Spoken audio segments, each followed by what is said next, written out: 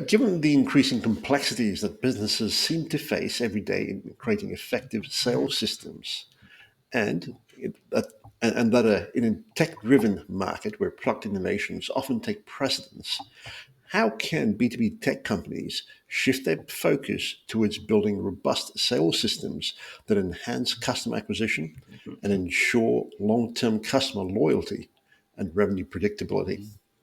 It's a question I'd like some answers to. But first, hello and welcome to the Predictable B2B Success podcast brought to you by sproutwith.com. I'm Vinay Koshy, and our guest who I'll be looking to for answers is Dave.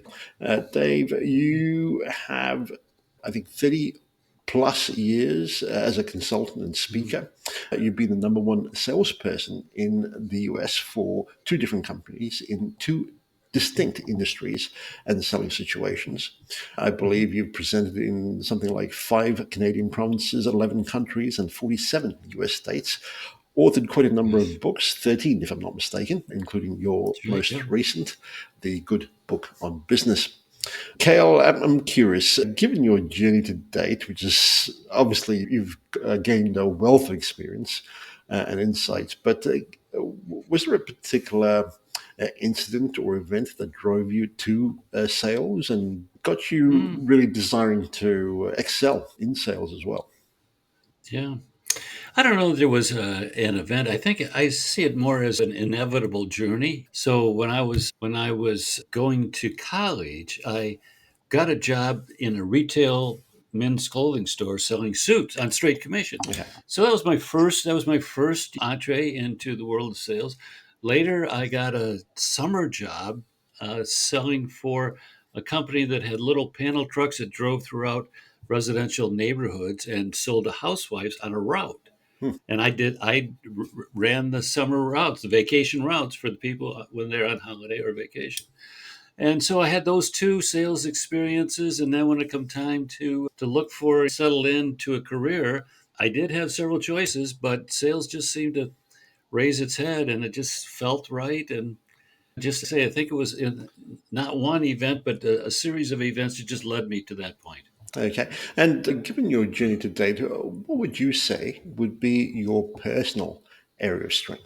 I think honestly, I think I have learned how to learn. And I know that sounds almost like a play on words, but really, truly, when I look back at my career and the work that I've done as a consultant and speaker, I've had to learn different industries, different product lines, different segments, and so on. And I was always able to. So I would say when it comes right down to it, Mhm. learning to learn. Yeah, I probably learned well. And in that area of strength, what would you say is something that businesses don't know but should? They don't know a lot of them. I'm very hesitant to make Mhm. broad stroke observations about all businesses, but generally speaking, they don't emphasize learning and development and growth as I think they should. I think it ought to be a strategic initiative. I think it ought to be up there in the top 5 or 6 things you do every year you focus on, and Mhm. that is developing your employees, sales force of people, but getting them to learn because the world is changing more rapidly than ever, and we have to learn and change and grow as rapidly as the world is around us, or we're going to fall behind. And that means that business owners have to really take the thing in hand and make it a strategic initiative and budget for it and make sure it happens. That's interesting. Are there particular areas that you would recommend companies invest in? Because learning can be quite a broad spectrum of Yeah, opportunities, and yeah. if you bring it down to an individual level, it certainly Mm. increases as well.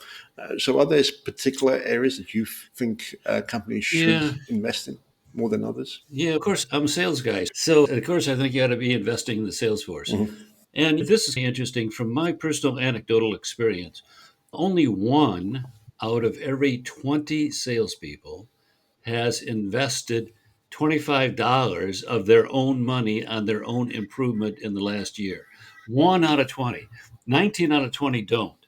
So the companies have to step in. If you think your salespeople are doing it on their own, they're not. One out of Mhm. 20 is the 5%ers. But the vast majority of salespeople need to be helped to learn. And so, number one, I would say salespeople, sales managers, of course, need to be trained and brought up to speed as well. Okay, that's interesting. In terms of sales, let me phrase this a little bit differently. When most people think about sales, they are thinking about a person's ability to close deals, Hmm. which on the face of it would make sense given that you're running a business. Hmm. However, there's Hmm. oftentimes a lot more that goes into getting to that point. Yes. And so, is there learning that needs to precede that bit about closing sales? If so, could you elaborate Yeah. on that? Yeah. 97% of it is all before. Mhm. If you do everything else, the decision to buy is a natural, logical outcome of everything that's happened before. So you attend to the things before. So in one of my books, How to Sell Anything to Anyone Anytime, I have a diagram of what I call the sales process. And it works like this. So these are the things you have to do before you close. So Mhm. number one is make sure that you are engaged with the right people. Now that may sound simple, but a lot of salespeople spend time with the wrong people. So number one, make sure that you're engaged with the right people. And by the way, each of these little things I'm going to mention is a 2-day training session. So we're just skimming the surface here. Mhm. Number two, make them comfortable with you. Because if they're not comfortable with you, they're not going to be transparent. They're not going to be fully document what it is they need and so on. So you have to make them comfortable with you. And that's not an event, it's a continuous, ongoing process. Number three, find out what they want. Find out what they want. And again, sounds very simple, but we're talking about at deep levels. What kind of emotional satisfaction are they hungering? What does this deal mean to them? And understand what they want. Now, and next step is show them how what you have gives them what they want. So if we do those things, Mhm. we're with the right people. We make them comfortable. We find out what they want. We show them how what we have gives them what they want. The next step is get an agreement. And at that point, if you've done those things, the agreement is just it's a natural, logical outcome of everything's come before it. Perhaps we could dive a bit more into each of those. But as you were the top salesperson in two different industries, Mm. what would you say were the pivotal challenges you faced in becoming that top salesperson in those industries, and how did you overcome them? Yeah. So the first one was an unusual situation, but maybe not so much. The salesperson who preceded me had done a terrible job and had a terrible reputation. And as a result, the customers felt that way about the company. So I was coming in to see each existing customer, and they were ready just to unload on me because I was a representative of this company who had, in their mind, done them wrong. So I'd spend a year or two just gathering back some credibility and some legitimacy to the current customer force. That was probably the biggest issue. And then with the other company, it was a whole different kind of selling. I was selling for a wholesale distributor, and we had 70,000 line items. Hmm. And so, how do you sell 70,000 line items? You do what I just said. You find out what they want and Yeah. let that be the organizing issue. So they don't want 70,000 line items. They want some small subset of that. So find out what they want and focus on those. And I just had to learn this whole thing about being much more customer focused and much less product focused. Mhm. Honestly, I sold things I didn't even know what they were.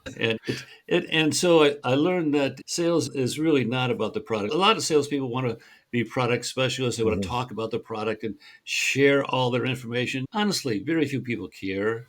Yeah. It's really they want themselves as an individual to be cared about and understood and listened to. And I think that's probably the biggest thing I learned in that one. Certainly.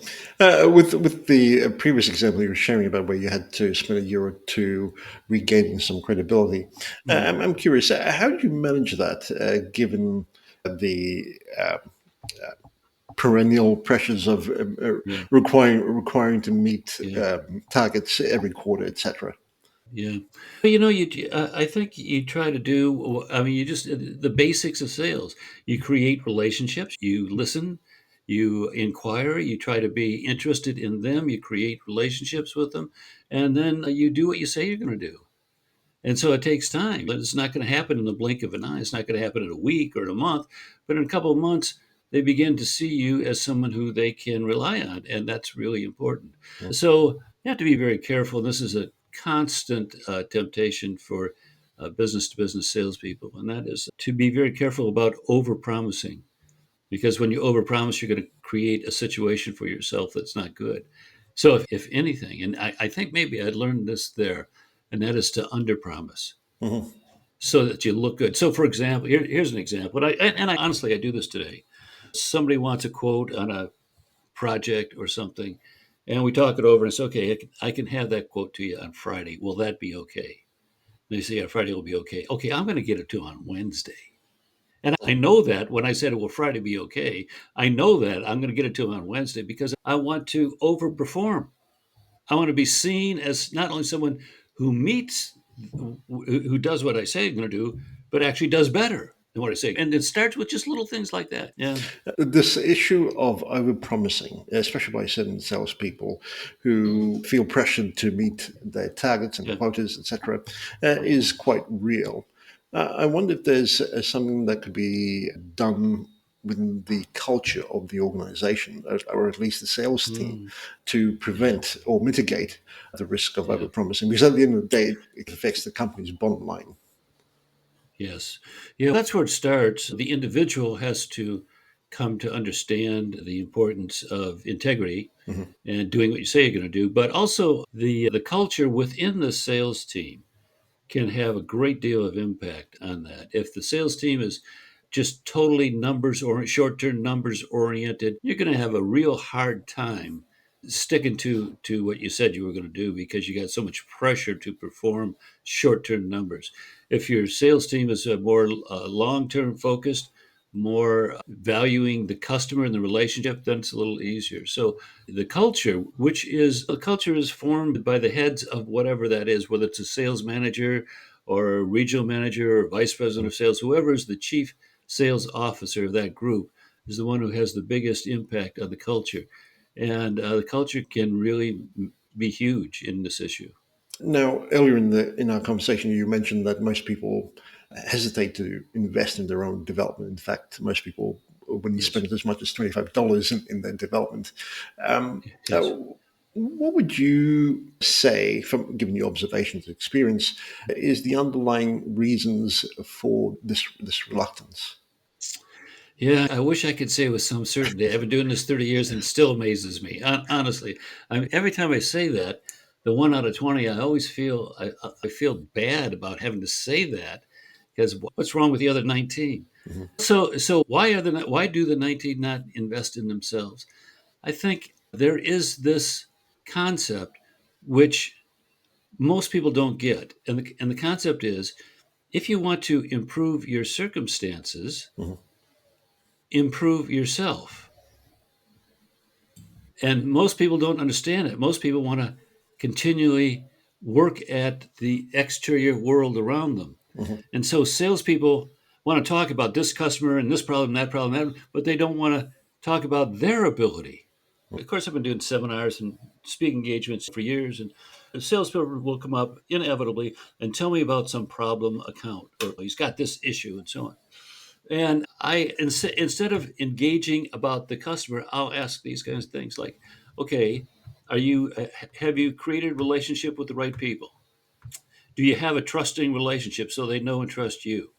Have you understood what they need at a really deep level, not just the technical specifications, but have you understand the features and benefits and the reason why they need this?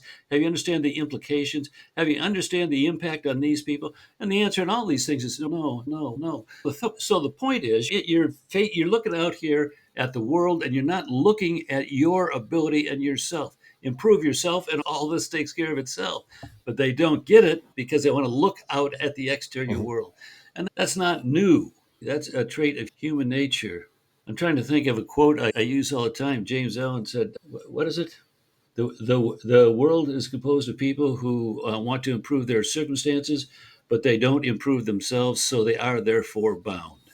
Hmm. And I think that's James Allen from 150 years ago. So it's human nature. Hmm. Certainly. And that's why in the world of professional sales, B2B sales, 5% of the sales force does typically, in a typical organization, will do almost half the volume. And the other 95% does the other half. And the 5 percenters I call the sales masters. So it's the 5 percenters. By the way, that's 1 out of 20 again. Hmm. So it's the 5 percenters who are in constantly improving themselves. It's the 5 percenters who are investing in themselves. And as a result, their efforts get better and better rewards and results. Interesting. You talked about a person's ability to know whether they have a trusting relationship. In my mind, and perhaps in a lot of other people's minds, it's a bit hard to measure whether you're in a trusting relationship or not. How Yeah. would you Hmm. approach it? Yeah, interesting. So we have a little form. We have a document, and we teach. This is one of the things that I teach. I mentioned to you, each of these things are a 2-day training program. Getting them to be comfortable with you fits. That's where all this fits Hmm. into that category.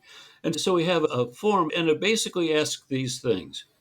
The definition of a good relationship with your customer is not on you. It's on the customer. The customer decides whether he or she has a relationship with you. It doesn't matter what you think. It doesn't matter what you think of the customer. Who cares? You can think the customer is a jerk, so what? If the customer thinks you're a jerk, then you're in trouble. Hmm. So the relationship is defined by the customer, not by you. So you got to make that major shift in your thinking process first, and then when we say, okay, what is a trusting business relationship? What does it look like? What are the pieces of that? And I'd say they know you, they have to know you, they have to trust you, and they have to be comfortable with you. Three things. So your customer has to know you. Your customer has to trust you. Your customer has to be comfortable with you. So your job in creating that relationship is to work at those three things with every customer to get them to think that of you. And we have a little assessment form that says how look at one customer, just to pick anybody at the top of your mind. Use this little form and try to put yourself in the customer's shoes, not yours, but the customer's shoes. So the customer's looking at you. Hmm. How well would he say he knows you? How well would he say he knows your company? How well does he trust you? How well does he trust your company? How comfortable would he say he is with you? And so we have a little scale, we rate them. Hmm. And that's the beginning point of getting a more clear awareness of what a business relationship is all about. Some people listening to this might go, if you're saying that a customer really needs to know me pretty well, Yes. then does Yes. this mean that I need to spend a considerable amount of time with them, be best buds with them? Yeah. Because at the end of the day, most people would be saying that people have a need and therefore will buy a particular solution to it. Where does all of this fit into the Yeah. Yeah. spectrum of Okay. what you So were let me go saying? back. Let me go back to my little diagram. I said step one, Yeah. engage with the right people. Okay, so let's talk about that. In every universe, in every sales territory or market segment and so on, there are some customers who have greater potential than others. Mhm. And this is one of the mistakes B2B salespeople make all the time is they allocate the same amount of time to every customer. So that's a mistake because customers with higher potential, you should invest more time in customers with higher potential. So now, let's say out of 100 potential customers, you have identified 20 as high potential. All right. Now, to go back to your question, should you be spending time with them? With those 20? Absolutely. Mhm. Absolutely, you should be spending, not with everybody, because not everybody is economically worth it in a very, I like to say, cold blooded sense. In a cold blooded sense, you have to invest your time where it's going to get the best results. And your time is better invested in the high potential accounts. And so what do you do with them? You get to know them better, and you get to have them get to know you personally, because you're going to be in that account quite a bit. You're going to have to know your company. And so you do things like you take them to soccer games and and athletic contests. You bring them into your facility. You bring 5 or 6 of them and come in and meet everybody and go to lunch with the boss and do all that kind of thing. Yeah, you do that because it's your job. It is your job to extend the relationship deeper and broader within every one of those accounts. Makes sense. And this idea of asking better questions Yeah. obviously is key to this whole process. How would you say that this skill changes a salesperson's Mm. approach? Once a salesperson gets it, Hmm. it it can be a transformational change. And when I say get it, you understand that a question is your single most powerful sales tool. One of my books, by the way, is devoted just to questions called Question Your Way to Sales Success. Hmm. And that's available on Amazon and so on. That's all about questions in the sales process. So when I say get it, again, a lot of salespeople think their job is to tell and talk, and it's not. It's a good sales call is the customer talking 75% of the time and you 25%. That's generally speaking, that's a good call. So how do you get them to talk? Ask questions. Here's why a question is the single most powerful sales tool. And once you get this, it can transform your whole approach to selling. And that is this: when you ask a question, they think of the answer. Hmm. That sounds so simple, but it is truly profound because the language in your question energizes, shapes, puts the borders around the customer's thought process. Because when you ask a question, they think of the answer. Hmm. So now you are orchestrating and managing the customer's thought process through the power and language in your questions. And that's the beginning. Questions have so many powerful benefits in the sales process. That's just the beginning, but that's a fundamental.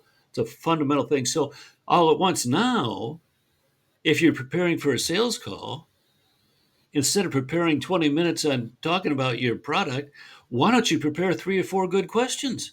Who would have thought of that? That's what you do. That's what you do if you're going to be a high performing salesperson in a business to business world. You obviously help train the salespeople as well as sales teams. And I'm curious, could you give us a taste of a transformative experience where you've helped a person or a team overcome their fear of asking good questions and investing in themselves more broadly? Yeah, what we do is my training is interactive and it's practical. So, in other words, we don't give quizzes, we don't give exams because I don't care what they know.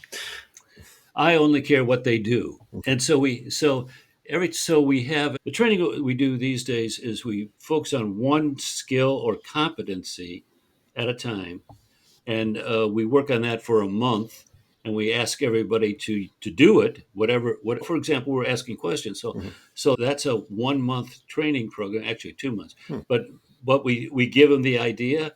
We talk about the power of questions. We give them the assignment to create questions for several sales calls, and then at the end of the month, we have the managers ask, how did it go? John, when you were supposed to do 3 questions this month, tell us, share with us your 3 questions and how it went when you used them. And so we put peer pressure on them to use them as well. Hmm. And that goes with every module over a period of time is there is the understanding of the content, the application, the opportunity to practice it, and then the opportunity to talk about it in front of your colleagues and your boss.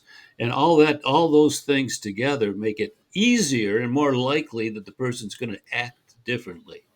And we don't care that they say, "Oh, I know all this." So what? Are you doing it? All we want to do is get you to act differently, act better, and we know how to do that. Mhm. And so, after a period, now this is the training that we do these days about 16 months long, about an hour a month, and we change sales forces. We every honestly, I think almost everybody's been through this training has said we're having a record year, and we get outstanding results. So here's one: it's 100-person sales force, vice president of sales. Say our key account penetration has increased 73%. That's transformational. That's a whole different world than it was before. 73% increase in key account penetration. Well, how does that happen? We know how it happens. It happens with best practices consistently applied in a robust learning environment. Brilliant. And if you were to start this process with a new client or sales team, what would be the first steps you would take to help them shift their mindset towards growth and development? Yeah. We get them to think of sales in a broader sense Mhm. to begin with. And so we have something I call the big picture sales process. And this is where we start. So day one, first content, first lesson, big picture sales process. And it just says this: the job of a salesperson and the job of a sales organization is first to identify suspects, people who you suspect might do business with you one day. That's first. Then you do some research on those suspects and turn them into prospects. And a prospect is someone who legitimately has a need, who can pay for it, and who can make or influence the decision. And then, so it's one step at a time. Now, the next step is to turn some of those prospects into customers. This is the most difficult part of the entire sales process. A lot of salespeople don't do it because it's hard. And what that means is a prospect who's never bought from you before gives you money for what you have. And when money changes hands, the relationship changes dramatically. Now you're in a whole different class with that customer. So you've turned a prospect into a customer, but you're not done yet. The next step is to turn some of those customers into clients. And a client in our vernacular is someone who buys on a regular basis over and over again. But you're still not done, because the final step is to take some of those clients and turn them into partners. And a partner is someone who just can't imagine going forward without you. And they buy almost everything they can from you. In a typical group of 100 customers, you might have 3 or 4 partners. That's the ratio. But those 3 or 4 will be a continuing annuity. They'll just keep spending forever and ever. And so we give them that idea. So they begin to think sales is about creating trusting relationships, moving people closer and closer into a committed financial relationship with me and my company. That's what sales is about. And so we start to get them to think like that. And of course, that's the beginning, but it's the first step in thinking like a professional salesperson. When it comes to training and particularly training entire sales teams, obviously there is this issue of even desiring to invest in the development of the team. Are there Mhm. other issues that you come across as well, or misconceptions with this idea of growth and development? Yeah, I think one of the things that we constantly work against Mhm. is a sales compensation plan that does not reward them for doing what you want them to do. Let me give you an example. There are a lot of people out there who will pay business to business salespeople a straight commission, a percentage of the sale or percentage of the gross margin, and expect them to get new customers. Okay, that's a conflict, because your compensation plan rewards them for the easiest sales. They will go get the easiest sales because it's easy money. And what you're asking them to do is the hardest thing. So you're going to be constantly frustrated. You can train them all you want, but unless you reward them for doing what you want them to do, the training isn't going to be as effective as it could be. So training isn't the only solution. There's training is a big piece, Hmm. but it's not the total solution. There are other things. I like to talk in terms of structure, the structure of a sales organization, meaning all the bits and pieces that impact and influence the salesperson's behavior over and above the training itself. Very interesting. What sort of compensation would you recommend for to encourage salespeople to do the Yeah, hard so yards? sometimes there are laws, that state laws or country laws or something, that impact compensation. But in an ideal world, typically we would pay a salesperson maybe 50% of his or her anticipated annual income. So what do you expect a salesperson to make? 100,000. Okay, let's pay him 50 as a salary. and then create a very specific incentives for the other 50 or 60, whatever. And so don't think of commissions. We don't like to use the word commission. We think of terms of incentives. Mhm. For example, what do you typically want a salesperson to do? We want them to get new customers. Okay, let's pay them to get new customers then. Let's put an incentive on new customers. We have to figure out what you can measure and what you can't. But eventually, we're going to incent new customers. What else do you want them to do? We want them to sell certain key product lines. Okay, let's put an incentive on those key product lines then. And so we find out what the company wants the salespeople to do. Mhm. And I know that sounds so simple, but honestly, it can be really difficult because everybody says, "Oh, I want them to sell, of course."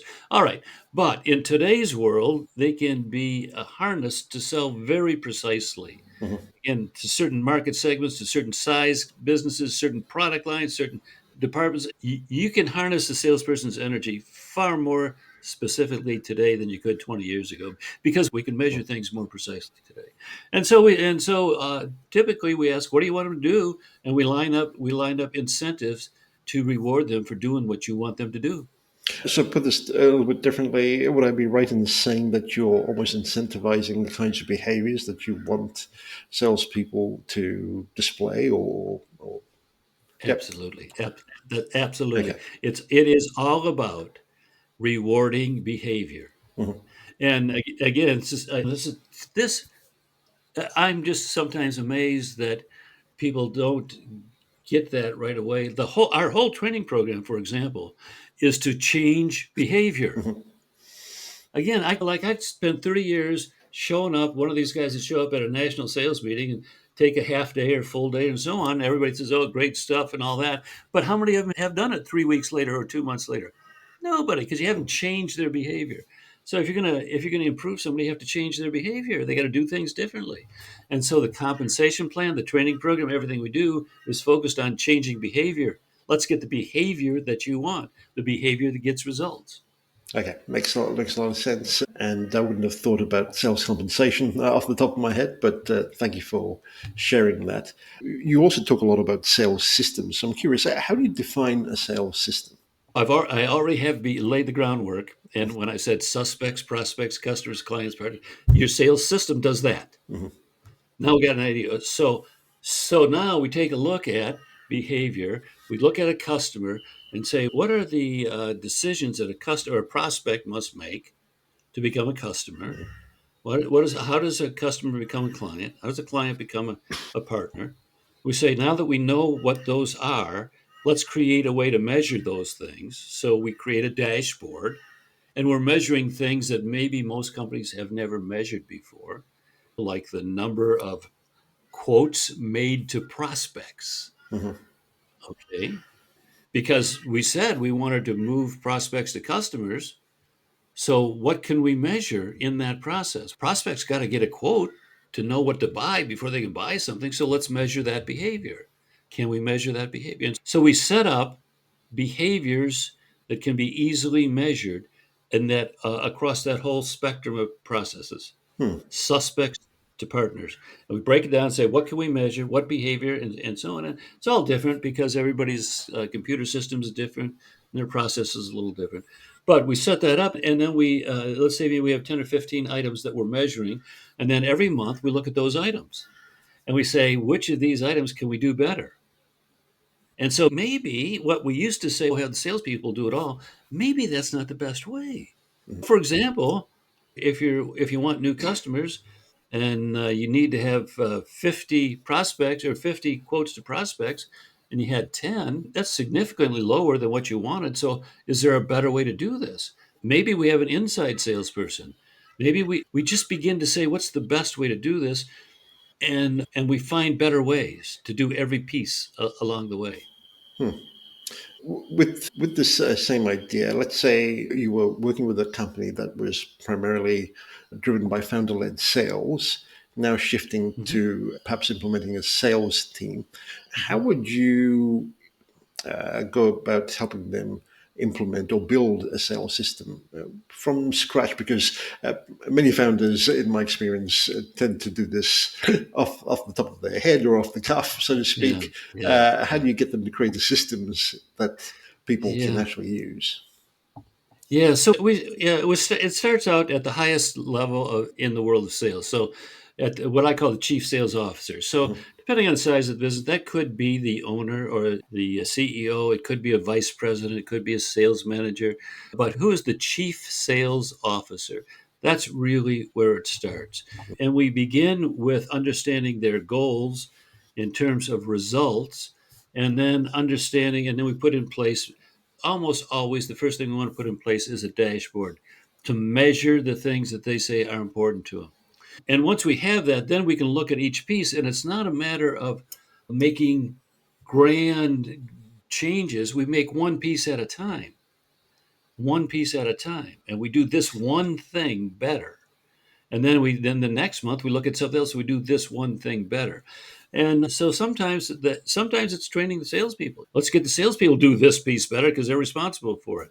So it really comes up. It arises organically out of the dashboard of what's really important to this organization and how do you measure it. So those are really the early steps in the process. Hmm. In your framework, as you move from a person from being a suspect to a partner, there's obviously a Hmm. number of strategies in place. Is there Yes. Mhm. anything else in particular that we should keep in mind as we work through this progression? Yeah, I think it's this whole idea of a partner is for a lot of people that's a new concept. Hmm. They may have people who they would in retrospect say, "Oh yeah, they're a partner. I never thought of them that way, but they are." So it's intuitive to go in that route, but you don't have the language for it. So we create the language of developing a partner. We create some criteria. They've generally never had criteria before. So we create some criteria, and now we say, okay, let's intentionally and mindfully try to create someone like this. So instead of it happening at just organically over time, Hmm. let's make it happen. And so we create the criteria. We say, who are the likely, which of those clients out there are most likely? And up bubbles to the top, some. And we say, okay, what do we have to do with these clients to get them to the point where they're buying everything from us and they're just thrilled with the relationship and so on. And when it comes to partners, what we generally will do is an individual checklist for each individual client that we want to turn into a partner. And when I say a checklist, we'll say things like the head people there need to know our head people. It's an item on the checklist. So when that happens, so we're going to make that happen. Hmm. When it happens, we check it off. Move on to another item on the checklist.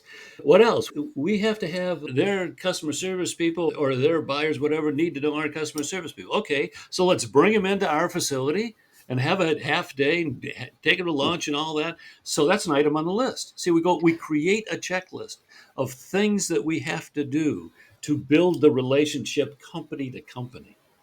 Hmm. And we do just check them off. Maybe it takes a year and a half, but we're gradually, methodically, mindfully, intentionally moving them closer and closer into that committed financial relationship with us.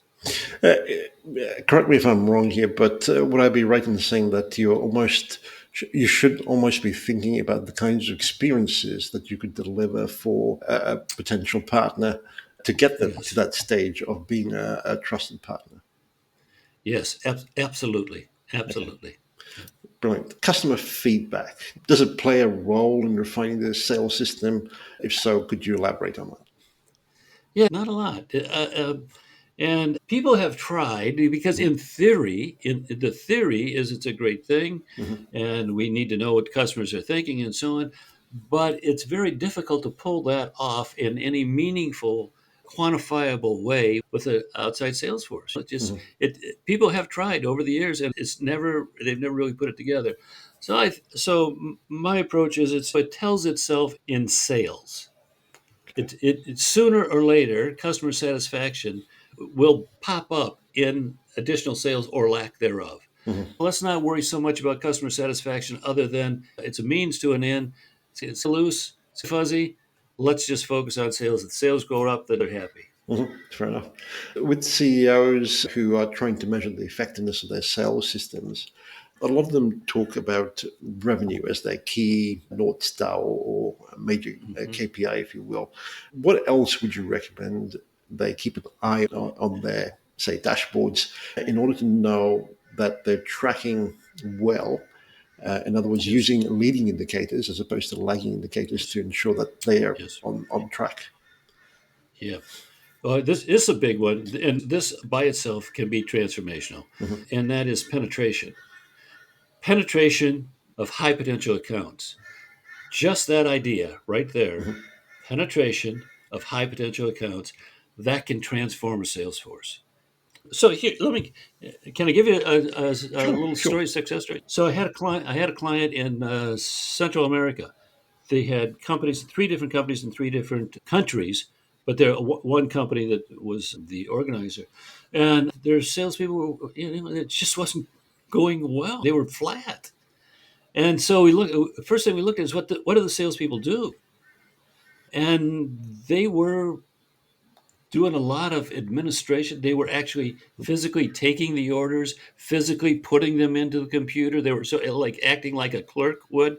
And because they felt fulfilled when they got an order and then they could get to process it and go back to the office and put it all in, they got the quickest, easiest orders they could, which was a bunch of small customers because they could see them, they get an order and they rush back. And I thought, wow.